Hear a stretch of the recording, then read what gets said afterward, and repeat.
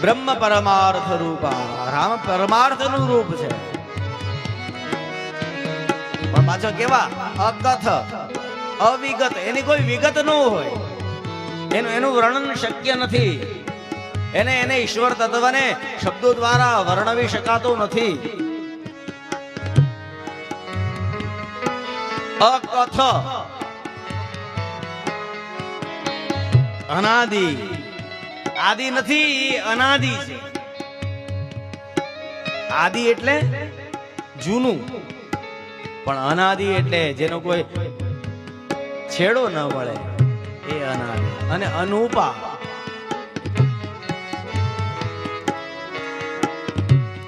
સીધી ભાષામાં સમજાય એ રીતે કહું ને તો આમાંથી કરંટ કેટલાને લાગ્યો છે? ક્યારે અનુભવ થયો? આંગળી ઊંચી કરો. જો હું પહેલા આંગળી ઊંચી કરું, બસ ધીમે ધીમે હાથ ઊંચા થાય છે.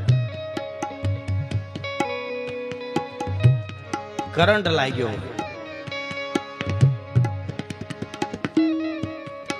હવે જેને જેને કરંટ લાગ્યો છે સતીશભાઈ, એને તમને કોઈ કોરું કાગળ આપે ને એક પેન આપે અને કે કરંટ વિશે લખો, તો તમે લખી શકો? હા, એવું નથી લખવાનું કે કેમ કરતા લાગ્યો, કે હું અહીંયા આ કામ કરતો હતો ને પછી મને આ રીતે કરંટ લાગ્યો, એમ નહીં.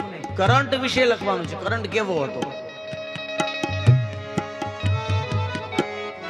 ઈ કોઈને સમજાવી શકાય?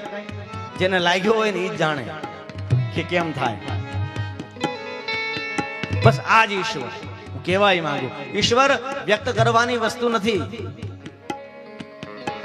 ઈશ્વર અનુભૂતિનો વિષય છે.